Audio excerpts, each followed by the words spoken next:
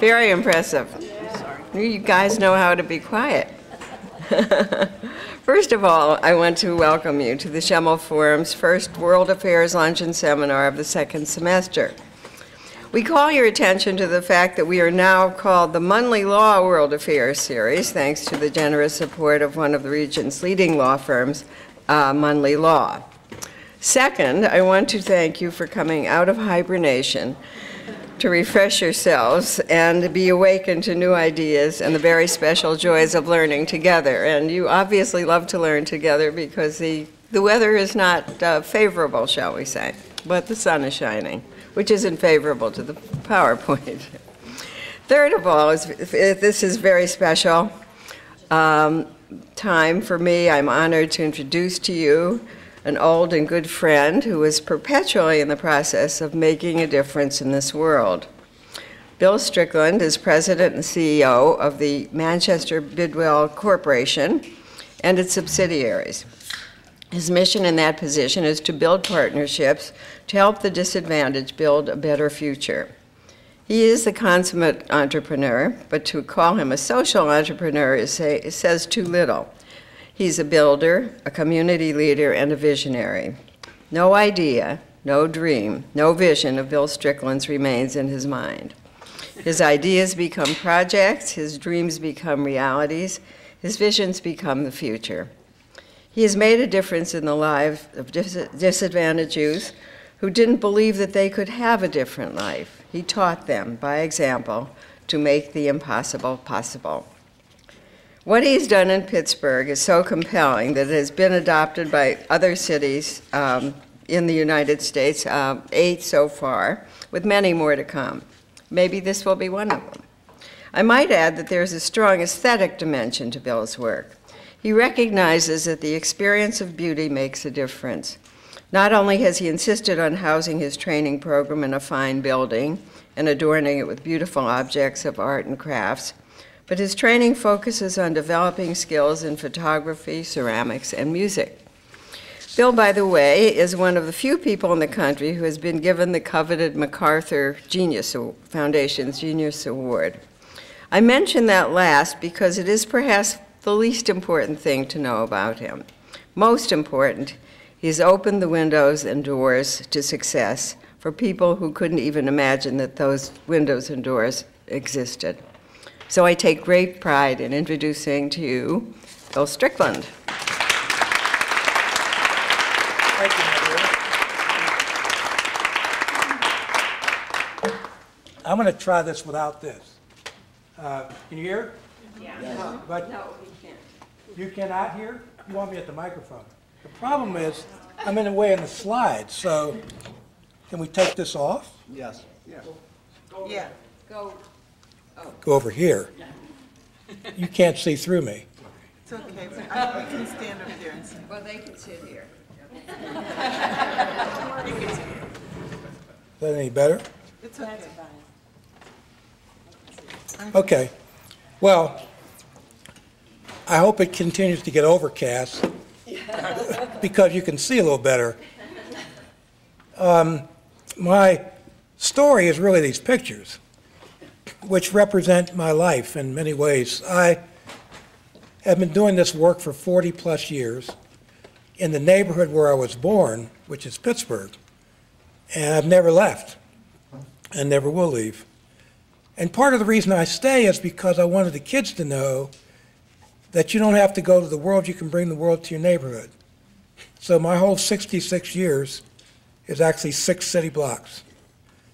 And part of the reason I stayed was not only because I believe in that philosophy, but so much of my experience is tied up with seeing a community go from good to bad and work its way back up.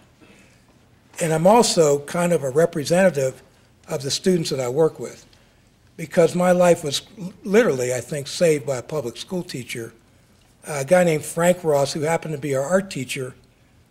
And one of those magical moments in life, I was kind of minding my own business, walking down the hallway of the school, and the art room door was open, and Mr. Ross happened to be a ceramic artist, and we happened to have a potter's wheel, and I happened to see him make a big old bowl.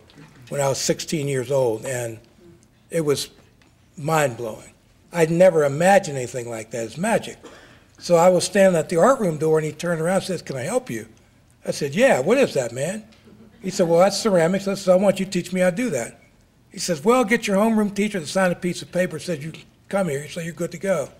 So I cut all my classes for the remaining 2 years of high school, but I was smart enough to give the teachers whose classes I was cutting the pottery I made, and they gave me passing grades, and I said I got all over high school. But more importantly, Frank said, "You know, I'm leaving this school to take a job at Indiana University of Pennsylvania, and I want to know that you're going to be okay. I'm not going to let you die like your buddies on the street." So he hounded me until I filled out a college application, which I did at the University of Pittsburgh. And I got in as a probationary student because I never saw the scholastic aptitude test. Nobody had ever shown me the test, so I didn't do very good on the test. Well, I graduated with honors. Now I'm a trustee of the University of Pittsburgh. I actually sit on the board of the school that let me in on probation. And I was the commencement speaker. And I got up in front of 13,000 people, and I said, "Don't give up on the poor kids. They might end up being a commencement speaker." And that story is what I'm going to talk about. I think that people are born into the world as assets, not liabilities. It's the environment that determines the path for most people in life. So based on that philosophy and the fact that Mr. Ross did not care whether I was a black kid from the inner city or how much money my parents made, he basically cared the fact that I showed up and showed some interest in what he was talking about. So I've based my whole program on that philosophy, and I've been doing it for over 40 years in the neighborhood where I was born. So Bidwell Training Center is a vocational school that I actually took over in 1972 in the neighborhood. And it was the guys who built it screwed it up pretty good, and they left everybody for dead. And they said, "Well, there's that nutty artist Bill Strickland up the street. He thinks he's Moses. He'd probably take the job." And actually, I did think I was Moses. I could lead all the poor to the promised land. So I took over Bidwell in 1972 in a warehouse with no holes in the floor, holes in the roof, and no windows, because the guys were breaking in at night, stealing all the typewriters. So I showed up at this place. The front door's on one hinge, and the guys were on their knees gambling at the front door when I showed up. And at the end of the day, I asked the secretary, I said, "I showed up here today, and the kids were on their knees gambling at the front door, and I didn't recognize the game they were playing." She said, "Oh, they were taking bets on how long you'd last in the job." So that was the student body. So I bought the beer and I bought the paint. I said, "We're going to paint this building, and anybody doesn't show up to paint it, it's fired." And one guy didn't show up, and I fired him. I said, "We're not going to live like this. We're going to turn this conversation into something positive instead of negative." And so it's important for you to understand that to see what I did with it.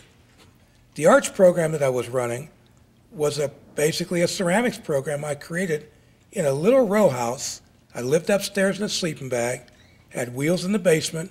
I started dragging kids in off the street to save their souls with clay in 1968. And I started hearing back from the school system that the kids were starting to show up more regularly. And after a couple of years, I figured it out. There wasn't anything wrong with the kids. The school system was the problem. The kids were fine. They needed clay and somebody to believe in them. So based on that insight, I created Manchester Craftsmen's Guild to work with kids enrolled in the public school system in my city. And we've been doing it for close to 40 years now. Nowadays, we have 500 kids that come to us each week in ceramics, photography, and digital imaging. We graduated 99% of the kids last year from a school system with a 50% dropout rate, same kids. So we now know that there's nothing wrong with these children, but we have to change the environment, and we've got to change the values in order to get the outcomes. Most of the teachers are good people, but they have created a system that isn't working. It's not the teachers, it's the system. So what I've decided to do is, rather than turn my back on the public schools, I've formed a partnership with the public schools, because I don't think we're going to make it in our country unless the school system works. I don't think you can charter your way out of this. I mean, God bless the charter guy, that's cool, but the vast majority of the kids are still in public school. And my art teacher, Mr. Ross, would turn over in his grave if he thought I ever turned my back on the public school system. So I'm not doing that. But what I am doing is trying to get them to move along more aggressively than they are because we're losing this race. So I hope you can see this, but Mr. Ross took us to see a very famous house called Falling Water. The guy named Frank Lloyd Wright built. He did pretty good in the architecture business. And Mr. Ross took us to see this house called Falling Water. I'm 16 years old. You get down through the woods, and there's this fabulous house sitting up on a boulder. There's a creek running right down through the middle of the house. I looked at that man, and I'm saying, in my neighborhood, we spend time trying to keep the water out of the house. This guy's got a creek running right down through the middle of the place. That's an interesting way of looking at water. The other thing that fascinated me, just like this room, was the quality of the light that enveloped the house. I was fascinated. And I said, I'm going to build a Frank Lloyd Wright building before I leave the planet. And I did. I'm going to show it to you. Because I hired one of his students to build that. This is my concept of what a school's supposed to look like for poor people. It's in the highest crime rate neighborhood. Now, if you guys can't see, maybe we can shift you around a little bit. Or I can, no, that's not going to work. How can we? There are some chairs here, and there's some chairs over here. Come on over. Anybody who can't see, you guys, you can just come on over.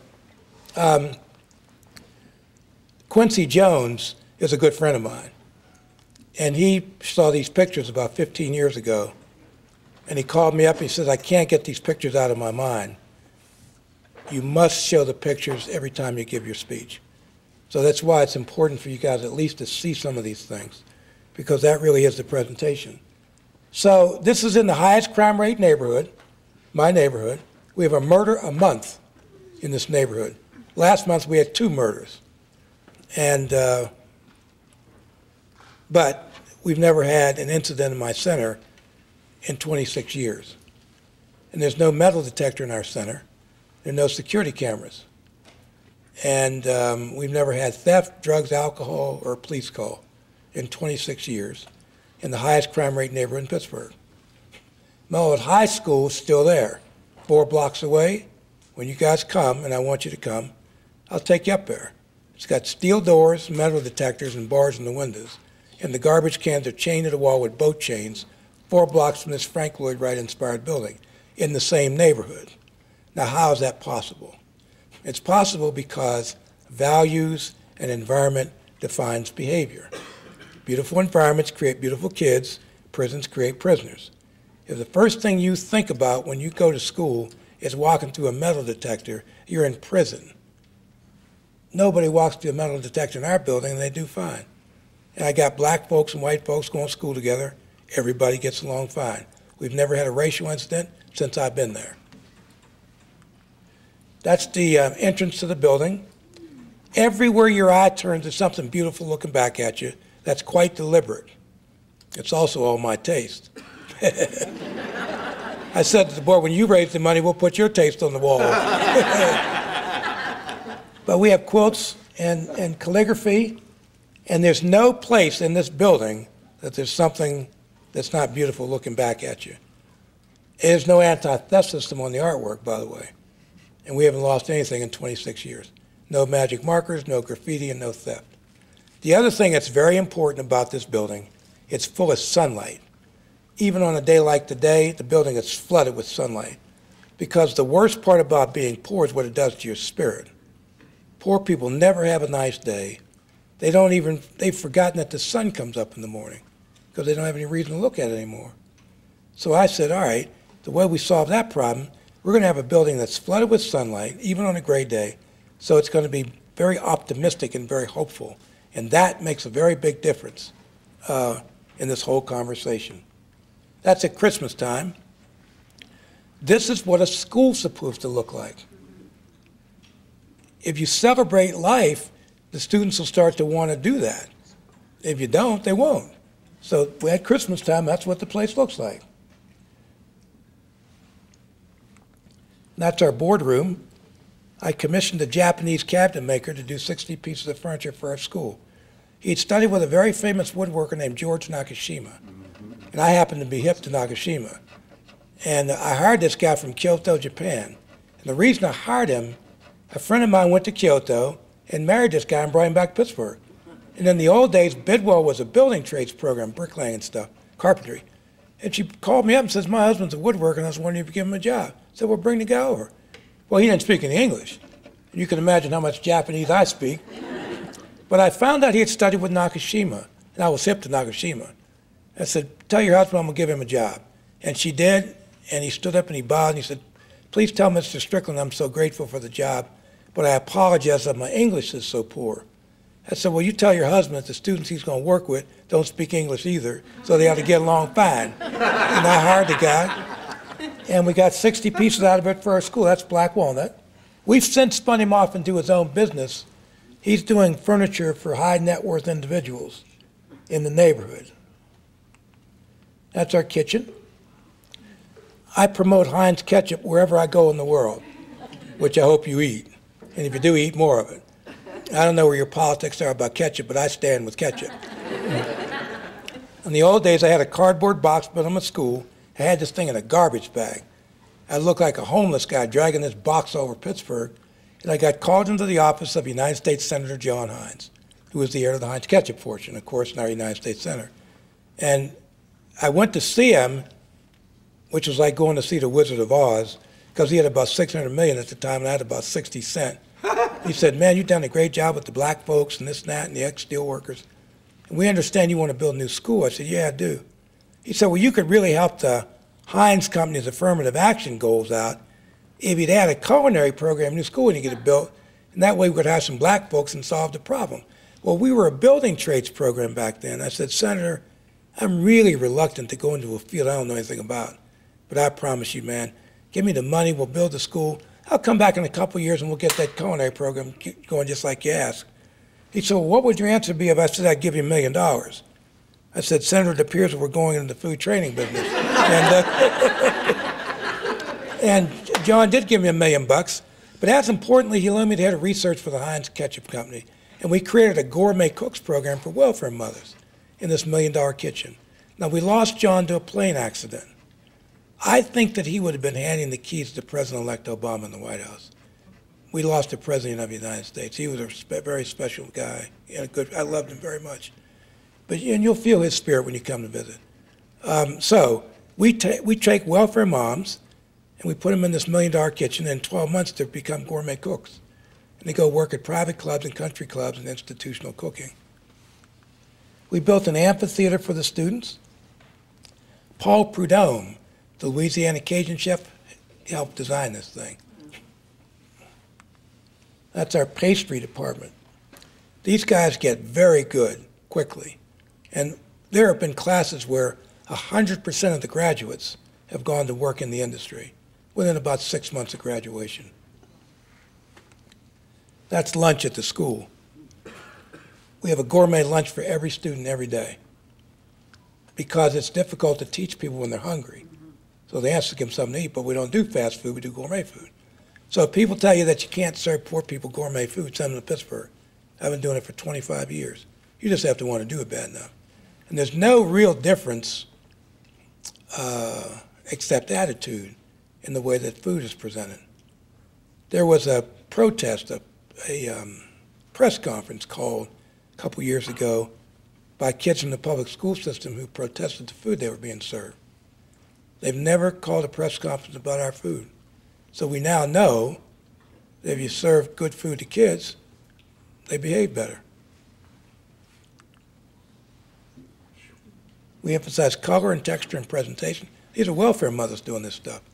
All the people that supposedly don't know how to do anything. Well, we've made a fascinating discovery, and you can quote me. The only thing wrong with poor people, from what we can determine, is they don't have any money, which happens to be a curable condition. It's all in the way you think about people that drives behavior. That's what people are doing in the middle of the inner city of Pittsburgh.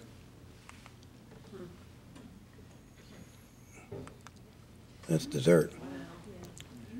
One of the great parts of working at this place is you eat pretty good.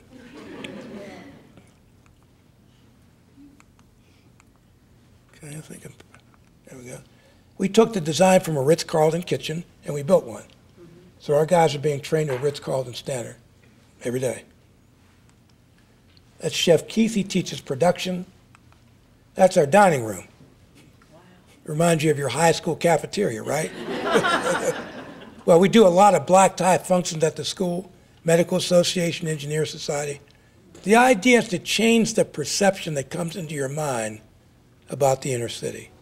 This is in the inner city. And so we've now decided to flip this thing on its head and make the inner city a place of celebration and hope rather than a place of despair. We train pharmaceutical technicians for the pharmacy industry. One of the miracles of this center, we got people doing pharmaceutical applications with no background in science in about 10 months. And they go to work for the medical industry, and they do very well. Here's some of our students. We built a professional lab for them to work in. These are two of our students.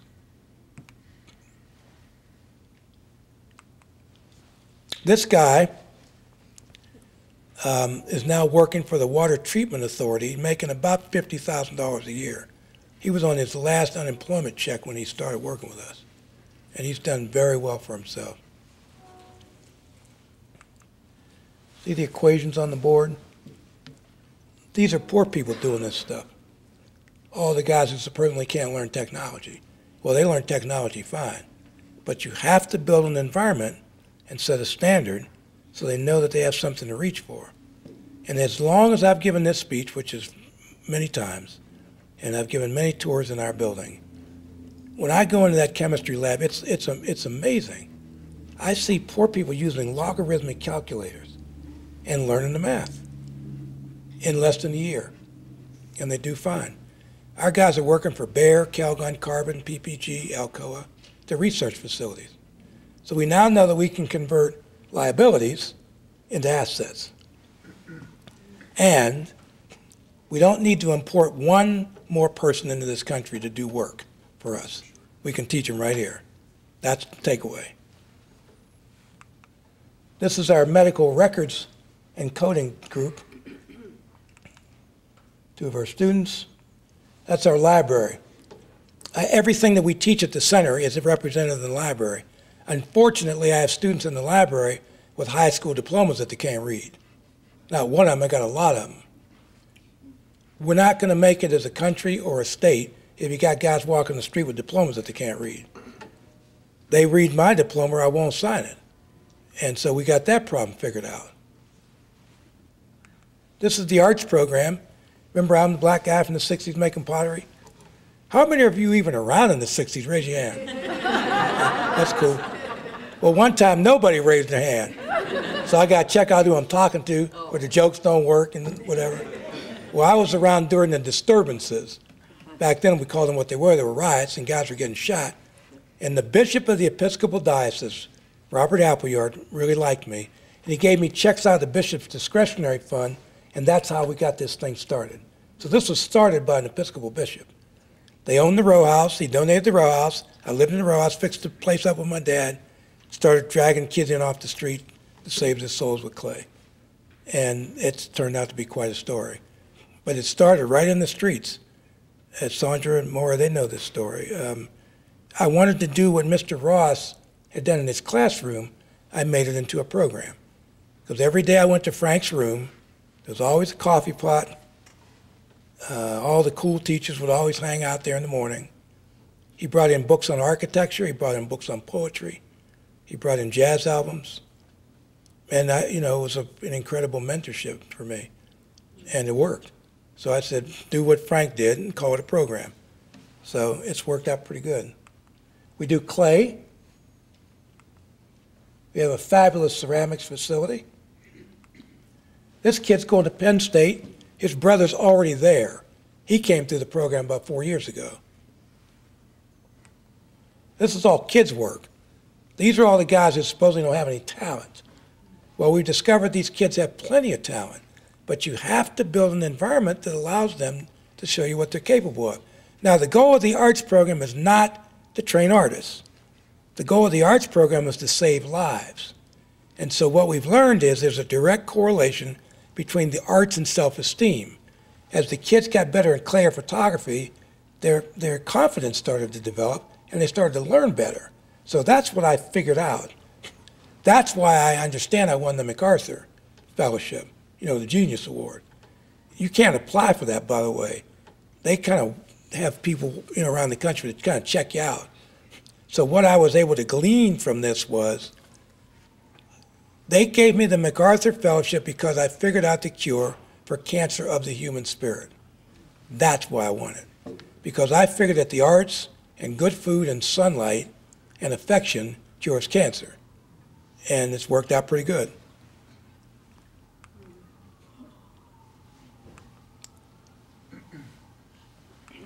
This is the piece the kids did for the school. I brought in Sana Musasama, who's one of the great mosaic artists in the world, to teach these kids how to do that. Why? You want the kids to be a part of the world, you got to bring the world there so they know what it looks like. Look at this boy's eyes. That's a kid who's learning something. What I do nowadays is when I go to a school, the first thing I do is I look at the kid's eyes, because that tells you what the story is. Most of the time they're looking out the window or at each other, but they ain't looking at a book. These guys are looking at a book. This guy. And we do photography. We still do film, even though the world's digital. We start with film because we want the kids to understand, computers can do math for us, but you still need to learn how to take out a pencil and add. So we wanted to make sure that the kids understand the theory of photography. The kids took that pictures now working for Walt Disney Studios. This is the gallery for the students. This is our concept of how to exhibit the art of poor kids. We have a formal food presentation done by our culinary program, a museum quality invitation, and we do these shows with the children's work. So oftentimes by the time they graduate, they've got 3 or 4 shows on their resume before they apply to college, and a little PowerPoint CD that they take with them that documents their history with us. It's all up here, guys. You gotta change the way people think. I even got their parents coming to these things. 15 years ago, I couldn't buy a parent. We'd have these shows, the kids would break their backs, really do a good job, and then the parents would come. So the kids started tearing up. And I got tired of looking at that. So one of my buddies got off into Jesus, saving souls for the Lord and all that with a Bible. I said, I want you to come work for me. You got to tone down the Jesus stuff a little bit, but keep the enthusiasm, man. I can't get the parents. He said, I'll get them to come. So I took the keys to the van and went to Miss Jones's house and knocked on the door. Said, Miss Jones, I knew you wanted to come to your kid's art opening, but you probably didn't have a ride. So I came and give you a ride. Well, we got 15 parents and then 20 parents. The last show, 300 parents, and we didn't pick up one parent. Why? Because now it's not cool to show up and support your kids at the Manchester Craftsman's Guild art opening, or people think you're a lousy parent. There's no statistical difference between white mothers and black mothers and Asian mothers and Hispanic mothers. Mothers will go where their kids are being nurtured every day of the week. So we got that problem figured out. The person on the left is the instructor, the person on the right is the student. We're developing a new concept in education. It's called We Love Our Students. Very revolutionary. The guy on the left is Jermaine Watkins. He's the director of photography. I had him in 7th grade. He graduated, went to college, and is back as the director of the center that saved his life. This is actually an old slide. Before I got real sophisticated with my little PowerPoint, I actually had slides. You remember those? Yeah. With duct tape on the corner of the box and a slide projector. And I got called out to a place called the Silicon Valley. So I showed up with my slide projector. These people looked at me like I was from Pluto, man. But that's cool. I blew off the dust, plugged in a little slide projector and told the story. And the lady came out of the audience, she said, man, what a story. Well, the criticism is your computers are getting a little bit old. Well, I know how tech guys said, well, what do you do for a living? She said, I help run a company called Hewlett-Packard. I said, well, my dear, there's an instantaneous solution to this problem. And we got about $750,000 from HP and a systems engineer to go with it. And we now have one of the hippest digital imaging centers east of the Mississippi River. And I'm putting kids into the Rhode Island School of Design and Pratt right out of the imaging center. But I keep this slide in here for nostalgia reasons, and you never know when an Apple representative might be in the audience.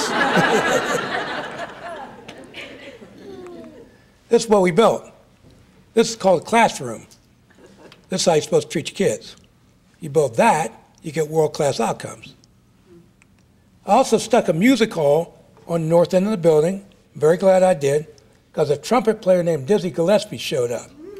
And I said, why would you come to a black school in the middle of the inner city of Pittsburgh that doesn't even have a reputation in music? He said, Billy Taylor told me a black guy built it, and I didn't believe him. I wanted to see for myself. And you're too young to appreciate what you built here, man. But I'm not. And you ought to build one of these things in every city in this country, and I'm going to help you do it. I said, well, you came here. That's cool.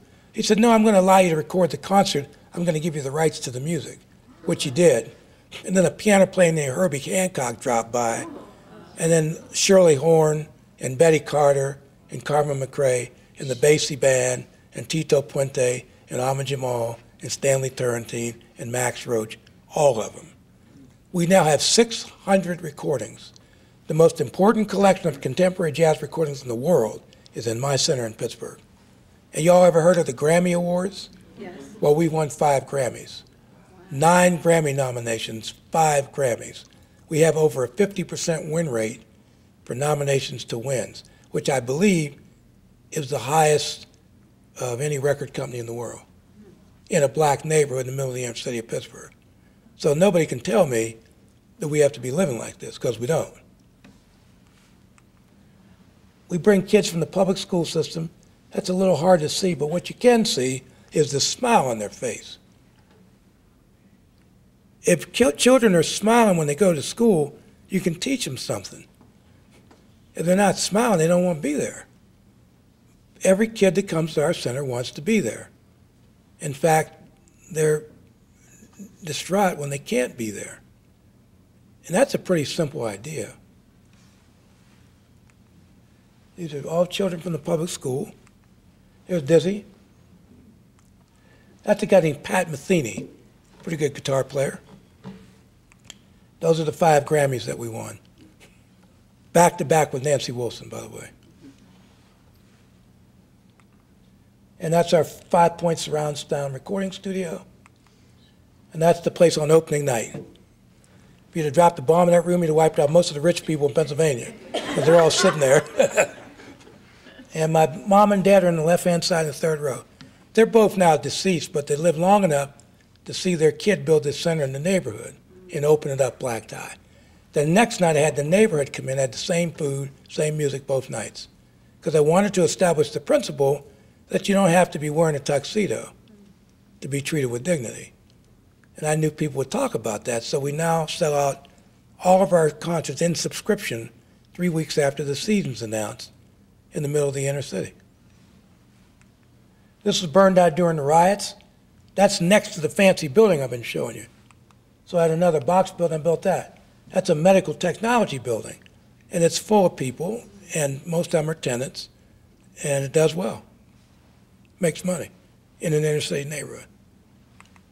Here's the fountain. University of Pittsburgh Medical Center took half the building for their billing operation. Took the lease part, $8 million, built the building. Thing makes money. And that's Citizens Bank. This is my concept of a beautiful building. Every space is beautiful or we won't build it. I also built the greenhouse. And the reason I got into this greenhouse deal, this will be a window into how my head works. 14 years ago, a guy brought over an orchid to my house for a party. And I said, what is that thing? He said, that's an orchid. I said, oh, that's cool. So I'd never paid much attention to orchids, so I'm staring at this plant. It's beautiful. So I bought a book, Orchids for Beginners, and started reading about them. And then I started visiting greenhouses, just check them out. After the 3rd greenhouse, I said, that ain't that big a deal. I can do that.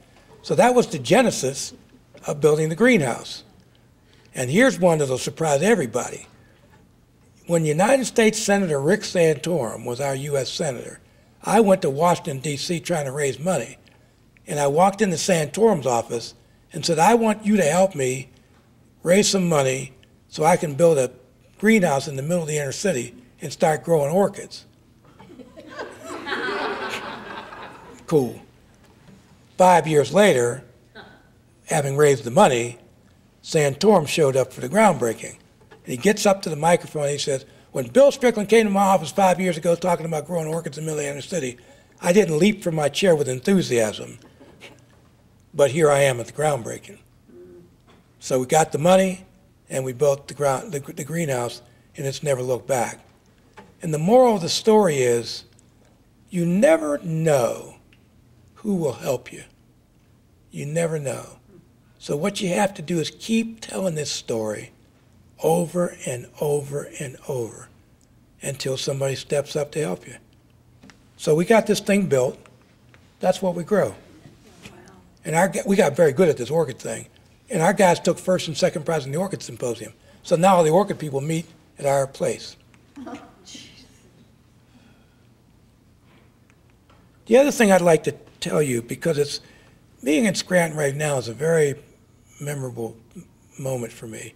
I mean, I've been having them since I got here. These folks, Sandra and Maury, are very close friends and who believed in this thing before it got fancy. You know, when I was down sometimes to my last prayer, they stepped up for me more than once. Also, Senator Casey's dad stepped up for me more than once. So it was wonderful to see Senator Casey and his wife, and you don't get here by yourself. And what I've learned is that you have to remember your friends who helped you along the way if this story's going to mean anything. And part of the reason I'm here today is because I believe that principle. So when she called and says, could you come up and give this talk, I mean, there's only one possibility. So I'm hoping that you all, being members of this community, will appreciate the Casey family's contribution to my life. Governor Casey reached out for me when I was down to my last payroll, big time. And these folks interacted with the Department of Labor, the arts program, and so forth. And it was really wonderful, Sandra, last night to see all of you and my good friend, Senator Casey, who I almost consider him more like my brother than my senator, really, because I had such love for his dad. I'm going to tear up probably, because he really stepped up for me at a tough time. And it meant a lot to see him last night. I hope you'll convey that. Yeah. Also, she put my name in nomination for this really special award for Black History Month. And 400 people showed up at the U.S. Senate to give me the award presented by Senator Casey. So it's been a good day and a half here. This is the stuff we're doing. We also now grow hydrangeas, and we grow poinsettias. We got into a deal with the polar bears at the Pittsburgh Zoo. They needed some money, we need some money. So we created a polar bear poinsettia, sold all the poinsettias, split the money with the polar bears. So everybody's cool, man. It's a good story. And our guys took over the Home and Garden Show last year. Did pretty good. At the graduation of one of our early classes of horticultural folks, this woman came over to me with tracts up her arm. And she said, I know it's a busy night, but I want to thank you for saving my life. I said, well, how did I save your life? She said, well, I enrolled in the horticulture program. She didn't tell me, but I knew she was off of drugs, and she was off the street. And she said, when I went to Canada on a field trip, the customs agent called me ma'am for the first time in my memory. So I was able to get my dignity back. Well, I understand she's doing fine. She's on her way. That's why I built the greenhouse, to find people just like that. Now, I'll end this, and maybe there'll be a few questions. When I was out there at the Silicon Valley, I ended up meeting this young man who came out of the audience also. Tennis shoes, blue jeans, and a T-shirt. And the guy says, man, that's a story. I said, cool, man. What are you into? He said, oh, I built a company called eBay. I said, oh, great. You got a card? I ain't the techie guy. I'd never heard of eBay. So I put the kid's card in my pocket and went back to Pittsburgh and asked one of the little techie kids, I said, man, have you ever heard of something called eBay? He said, yeah, Mr. Strickland, that's the Electronic Commerce Network. I said, holy smokes, man. I met the guy that built the company. So I called him up. I said, Mr. Skull, I've come to have a much deeper appreciation of who you are, man. He said, I thought you'd figure it out sooner or later. Here's $500,000. I said, what's that for? He says, your first replication. Against all probability, Jeff and I have become close friends. Kid's got $5 billion. He's 48 years old. I was just with him last week. And I was sitting in his mansion in Palo Alto. I said, what are you messing around with me for?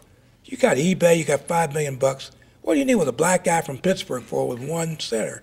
He said, I think Dizzy's right. I think you can scale this. So Jeff has become a good friend. And we've now built, actually it's 9, 7, 8. In Pittsburgh's 9. These are all centers that are open. See Brockway, Pennsylvania? That's our first rural center. We just opened it up last year. The first graduating class is going to be this March, and I'll be there in Brockway, Pennsylvania. It's a big story, big story. And Cincy, New Haven, and the rest of them. This is the space in Frisco before it was fixed up. There's Mr. eBay, Philly Wong, and the kids doing digital imaging. Those are the kids. Those are not losers. Those are called winners. And they're doing fine. They're doing video and film with George Lucas Film Studios. This is Cincinnati. Cut the dropout rate to 6% in 24 months. And I don't live in Cincinnati. I live in Pittsburgh. It's the value proposition. There's the space. There's the gallery. There are the kids doing digital and imaging. Turn this into a business, doing murals all over Cincinnati. This is the one we built in Grand Rapids. It's called the Western Michigan Center for Arts and Technology. And this was done by a guy named Jim Welsh, who was one of the heirs to the Steelcase fortune. And he said, I think that God is speaking through you in Pittsburgh. I said, well, I don't know about all that, but if you want to build a training center, I'm your guy. So Jim came to Pittsburgh. He got the DeVos family, Amway, and Jim Hackett, the chairman of Steelcase. They raised about $6 million, opened the center up. And Jim Welsh called me from the Anderson Cancer Center about 7 years ago. He says, I don't think I'm coming home. I have a virulent form of leukemia, and I don't think I'm going to make it. But I want you to let everybody know, just in case I don't make it, that the two things I was proudest of in life were my family and the center I built for people with no hope in Grand Rapids. When you're down to your last 3 weeks, man, and that's what people tell you, you can believe it. And Jim died, but not the center. That's the space. These are photographs of Dr. King taken during the last 2 years of his life until he was killed. Mrs. King saw the photographs before she died. That's the dining facility for the students. We cut the dropout rate to 5% in Grand Rapids. Western Michigan Center, there's the gallery. We're doing photography. These are some of the kids. One of the ways that we now know that the program is taking effect on the kids, they start pulling their pants up. when they put a belt on to hold them up, I got them. These used to be called welfare mothers. They're not welfare mothers. They were welfare mothers. They're now pharmaceutical technicians. They can feed their kids, and things have gone pretty well. This is the one we opened up in Cleveland. They're the kids. We saw kids get off the bus and walk away from the center because they thought they got off at the wrong stop. They couldn't conceive that something that beautiful was for them. That's how upside down this conversation has gotten. They're the kids. This guy records with Alicia Keys. He developed a recording program. This is our first phlebotomy class. They all are going to work for Cleveland Clinic and University Health. That's our facility we built. This is the one we opened up in New Haven. Looks just like that picture. Yale University Hospital is our partner. This is the one we just opened up in Boston last month. Mrs. Casey, I'm sure you know Deval Patrick, the governor. I know you do. Well, Deval Patrick came over last week to see this center.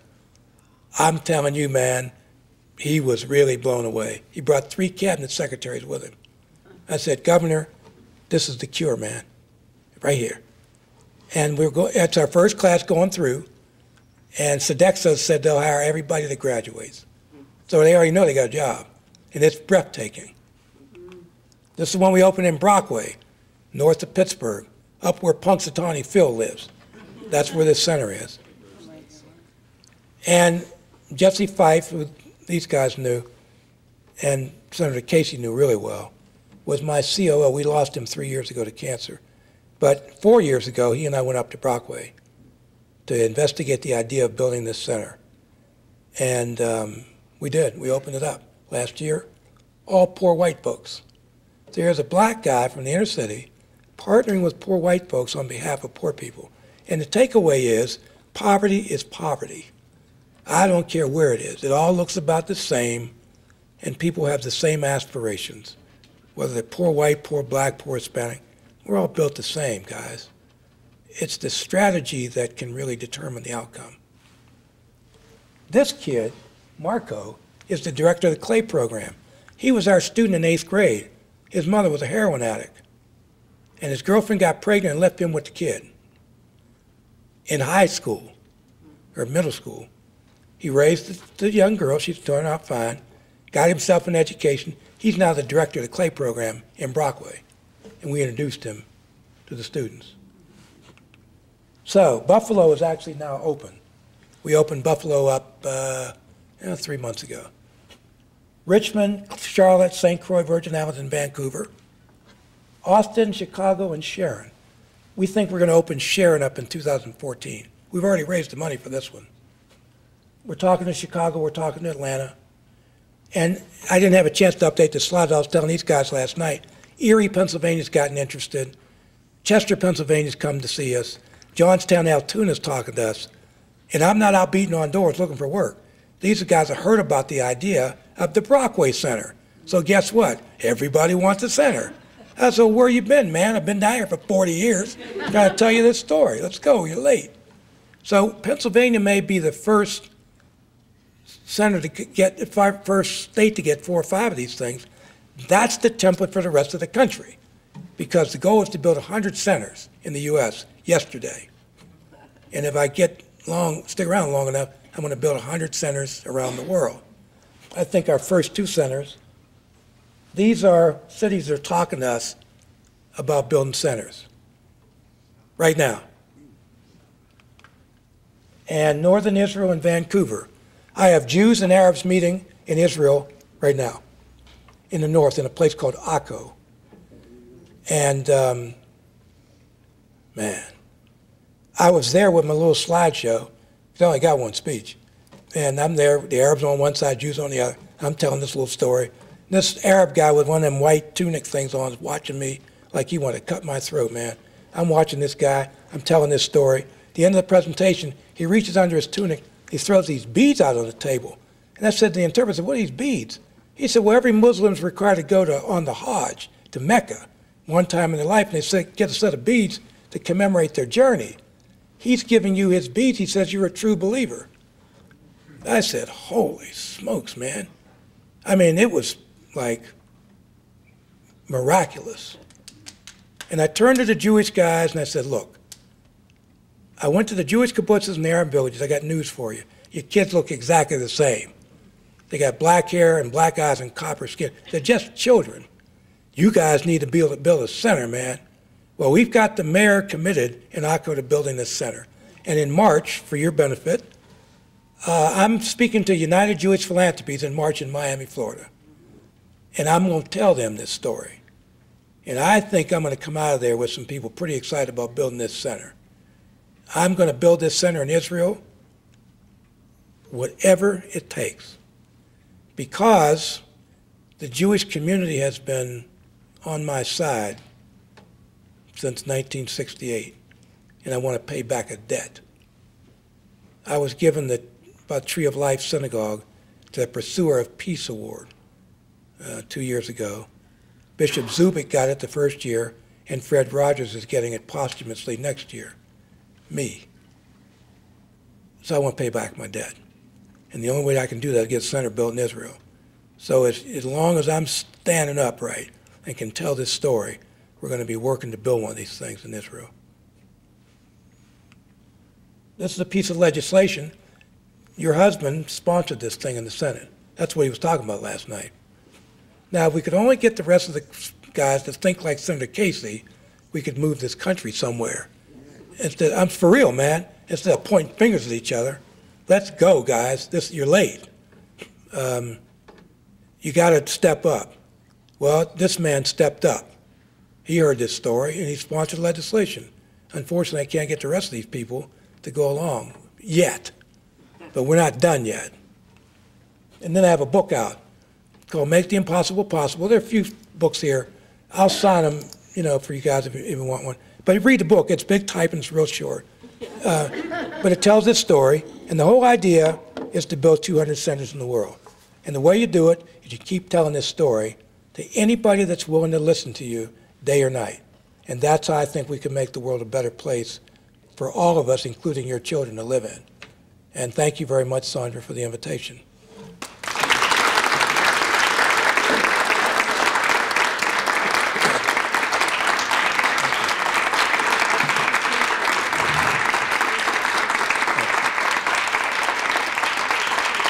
Thank you.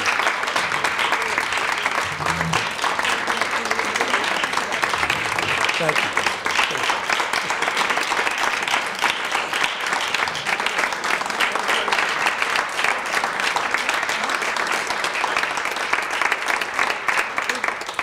We do have time for some questions, if you have any. Yeah. Thank you. What is in Scranton on that list? Well, we're working on it. First contribution, Bill. Yeah. Philadelphia? We tried it in Philly early, didn't work out. Because I grew up in Philadelphia and worked in the inner city, taught in the inner city, and worked for the Department of Rec in Yes, sir. Germantown, which is not such a great neighborhood, but just curious about it. We haven't been able to get to Philly yet. Governor Rendell is really excited about this idea. He came to see us. Dwight Evans is a friend. So we'll get there. The idea is that we want the community to want this. I'm not going out forcing this on anybody. And so when we get a group formed in Philly that is really excited, then it's time to go forward. And I'm in this, man. I'm not going anywhere. Okay, so Philadelphia will eventually get on the list. Let's go here. Yes, ma'am. When you started out and you were beginning to tell the stories, what did you feel were some of your most difficult barriers to overcome with the school systems? Getting them to understand that I was on their side. They were very intimidated by this idea. Now, just because it makes sense does not mean that people are going to support you. Let's not be confused. It's a great idea, it's doing this, it's doing that. But many people get very uncomfortable with something that works because it sort of gives them a feeling that they're not doing their job. And I'm saying, forget all that. What we got to focus in on is the kids, man. So I've been able to convince enough of them, mainly principals and teachers, that I'm on their side. But you have to keep telling this story. The school system cut our funding after 20 years with a program that's being duplicated all over the country and maybe all over the world. And they're not dumb. They knew I wouldn't turn my back on the kids. So I went out and found my own money. So we're still in it, and we're going to be in it. But the school system was tough. The other reason is that they're all overwhelmed. They can't. They're trying to get through the day, man. So what we've decided to do is to figure out strategically those principals and those teachers who still remember what it was to be a teacher. And that's how you get your beachhead established, and that's how you work with the kids. But I am for public education, not against it. But we can't have these 50% dropout rates. That's out. You can't do it, man. The country's is dying because of this. And now that I know that there are answers, I ain't going nowhere. We're going to stay with this. Yes? I have two questions. Yes, ma'am. Firstly, how many students are in your program in Pittsburgh? 500 kids a week from the public school system, grades 8 through 12. So they come from the public Yes, school? ma'am. They're still enrolled in public school. They come to us at 2:30 in the afternoon till about 6 o'clock on the art side. The vocational program is 9 to 4 o'clock every day. And these are guys who lost a job or never had a job. I have homeless people come to this thing. How they survive, I don't know, man. But they do. And many of them have gotten through our program and have gone to work. My second thing is, I originally lived in Drexel Hill, which is Oh, a yeah. suburb of Philadelphia. And our church is very involved with Chester East Side. Oh, yeah. And right now, they're in a crisis. I know. Because the building was condemned, and so they've now found some outreach where they can work, but they've lost the places to have the after-school teaching program. Yeah. And you and Chester Eastside would just be unbelievable. Well, we're going to Chester. We start the planning process next month. So I'll be there giving a speech. And when I talk to Marie, I Well, will tell them about you. Sandra and Maury have my contact stuff. I will. We'll get together through email and we'll play it out. But we're going to Chester, Yeah, definitely. Reverend Bernice would just love meeting you. Wonderful. It would be wonderful. All right, we'll get it done. Thank you. Anybody else? Yeah. I'm really interested in what you do is so inspirational. We have a small program here in Lackawanna County called Arts Engage, where we filter at-risk youth into programs. And we've been trying to build it. I would say there's some of our people we fund here. On my level, administratively, it's hard. It's about a B-plus program, but I really believe in this stuff. My question, though, is it seems like when trying to get funding or people interested, the evaluative piece has become so important, especially if you're a newer program compared to yours. So you find that you've had more demands placed on you trying to track children, or how important it is. I mean, obviously, anecdotally, we know it's successful, but it seems like people want more evidence. Like what? Well, I have a 99% graduation rate. right, you do, but for smaller programs, what advice do you have when you're going Same to thing. tell people that? Same deal. You got to have two graphics. We don't need the RAND Corporation to study this. Right, Okay? We got a closet full of them studies. What we have to say is, here's Joe Blow, and he's enrolled in this school, and his grades are X, and he enrolled in our little arts program, and now his grades are Y. And then Z, he's graduated from high school. Now, either you're creaming, and I don't know where the cream is, by the way, anymore, or there's something about what you're doing that's affecting the destiny of this kid. So that, I mean, hello, I've doubled the graduation rate for the public school system in 36 months. What other evidence do you need?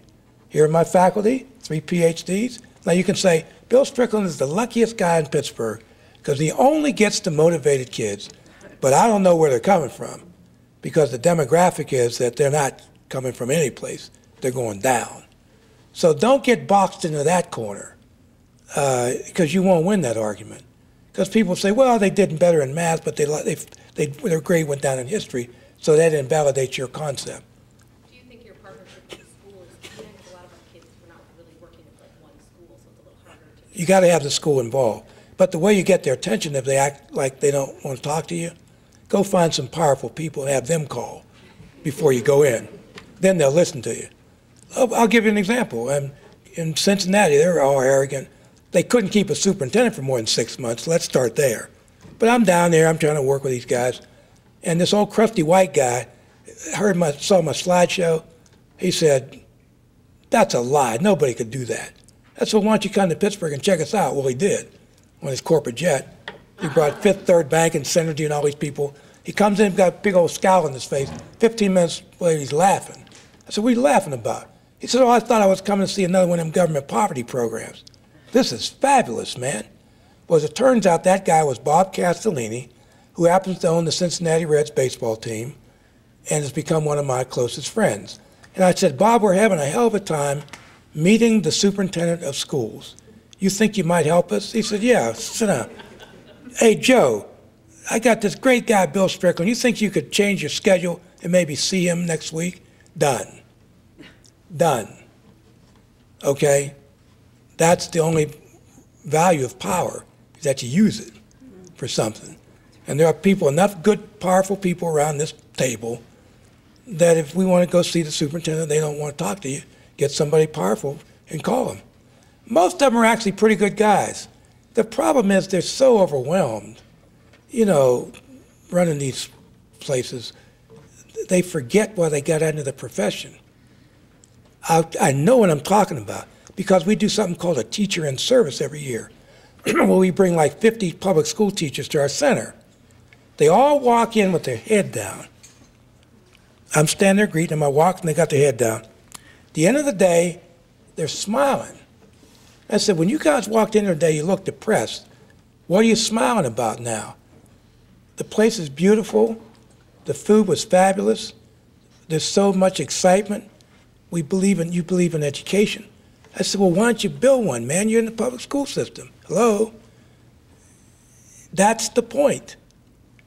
They remembered why they got into teaching at the end of that day. They remembered.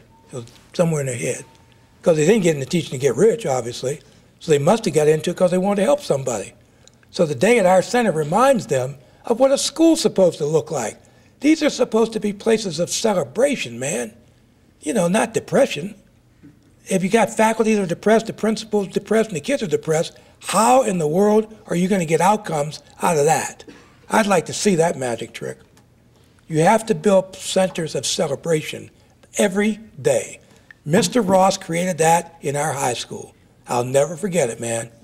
He liked me on Monday morning or Friday afternoon, wouldn't make any difference. If I wanted to talk about haiku poetry, bring the book in, let's talk about haiku poetry. Frank Ross said, when you go to a college, look at the size of their art department, and that tells you something about the school. Then look at the size of their ceramics department, that'll tell you even more. And then the best ceramics programs of all time are measured by the size of the coffee pot. And I thought, you know what, I know where he's coming from. In fact, there was another thing that Mr. Ross allowed me to do, and I didn't realize it until years later. The teachers all had to turn in their keys to the rooms that they, every day there was a thing in the principal's office, superintendent's office, you had to turn in the keys. He would say, well, go turn in my keys. So I would be standing with the other teachers turning in the keys. And he subtly kind of said, this kid's special, I'm going to treat him special. So in effect, I became a teacher.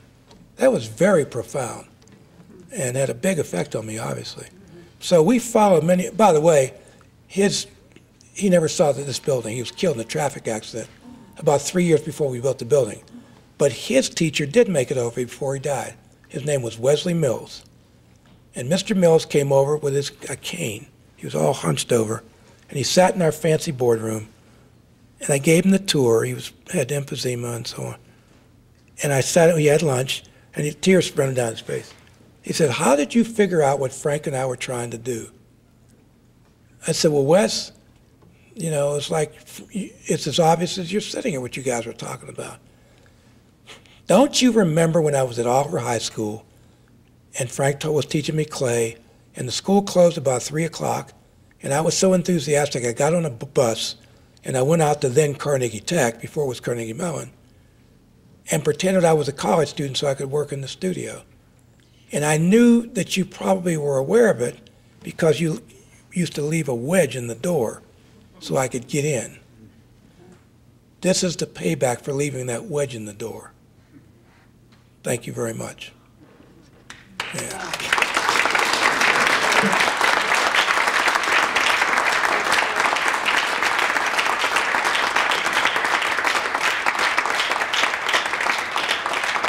Well, that's gourmet food for thought, wouldn't you say?